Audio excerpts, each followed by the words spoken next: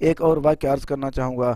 حضرت حذیفہ رضی اللہ عنہ فرماتے ہیں کہ حضور پاک صلی اللہ علیہ وسلم نے ارشاد فرمایا، اگر رشتہ زمانے میں ایک شخص کی روح قبض کر فرشتہ اگر کسی ایک شخص کی روح قبض کرنے کے لیے جب فرشتہ آیا تو مرنے والے سے سوال کیا، کیا تجھے اپنا کوئی اچھا کام یاد ہے؟ اس نے کہا، میرے علم میں کوئی اچھا کام نہیں ہے۔ تو اس سے کہا گیا، غور کر کے بتا۔ اس نے کہا، صرف یہ عمل تھا، دنیا میں لوگوں سے تجارت کرتا تھا اور ان کے ساتھ اچھی طرح پیش آتا تھا، اگر مالدار بھی مہلت مانگتا تو اسے مہلت دے دیتا تھا، اور تنگ دست سے درگزر کرتا یعنی کہ معاف کر دیتا۔ اللہ تعالیٰ نے فرشتے سے فرمایا، تم اس سے درگزر کرو۔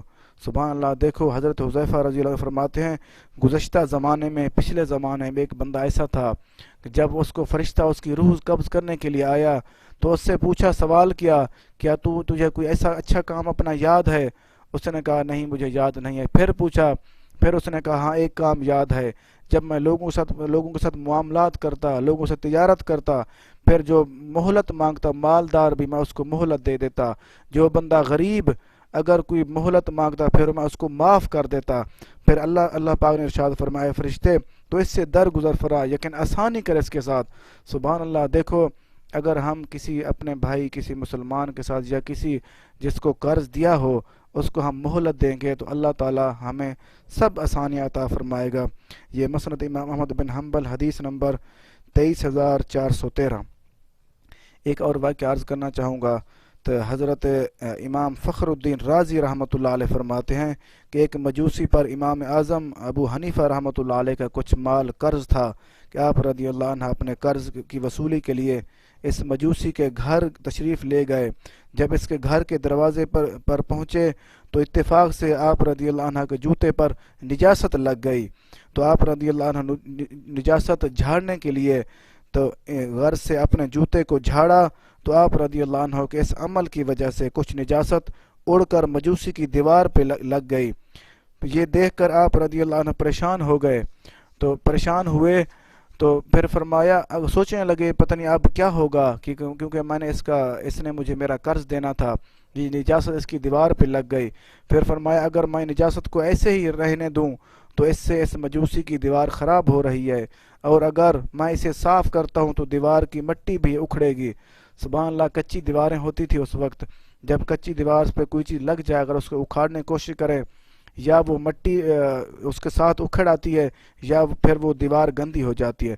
پھر اسی پریشانی کے عالم میں آپ رضی اللہ عنہ نے دروازہ کھٹکھٹایا، بجایا، تو ایک لونڈی باہر نکلی۔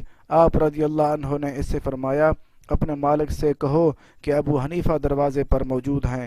وہ مجوسی آپ رضی اللہ عنہ کے پاس آیا، اس نے یہ گمان کیا کہ آپ رضی اللہ عنہ اپنے قرض کا مطالبہ کریں گے، اس لیے اس نے آتے ہی ٹال مٹال کرنا شروع کر دی۔ امام ابو حنیفہ رحمۃ اللہ علیہ نے اس سے فرمایا، مجھے یہاں تو قرض سے بھی بڑا معاملہ درپیش ہے۔ پھر آپ رضی اللہ عنہ نے دیوار پر نجاست لگنے والا واقعہ بیان فرمایا اور پوچھا، اب دیوار صاف کرنے کی کیا صورت ہے؟ یہ سن کر اس مجوسی نے سوچا، یار اتنا بڑا کام، اتنا بڑا مقام ہے ان کا۔ اس مجوسی نے عرض کی، میں دیوار کی صفائی کرنے کی ابتدا اپنے آپ کو پاک کرنے سے کرتا ہوں، اور اس مجوسی نے اسی وقت اسلام قبول کر لیا اور کلمہ پڑھ لیا۔ سبحان اللہ۔ دیکھو یہ جو امام تھے ہمارے، انہوں نے ہمیں طریقہ کار بتا دیا، طریقہ کار پریکٹیکل، ظاہری اپنے عملی زندگی میں کر کے دکھا دیا۔ اگر کسی کو مہلت دو گے اتنا بھی ہو سکتا ہے، اگر کسی کو کوئی تکلیف نہ ہوگی اتنا بھی ہو سکتا ہے، کسی قسم کا کوئی مسئلہ نہ ہو، اگر ان کو تکلیف نہ ہو یہ بھی ہو سکتا ہے کہ وہ مسلمان بھی ہو جائیں۔ اگر ہم مسلمان ہیں، اگر ہم اپنے اعمال ٹھیک کر لیں، یہ بھی ہو سکتا ہے ہمارا دوسرا بھائی ہماری یہ عادت دیکھ کے وہ بھی اپنی عادت کو ٹھیک کر لے گا۔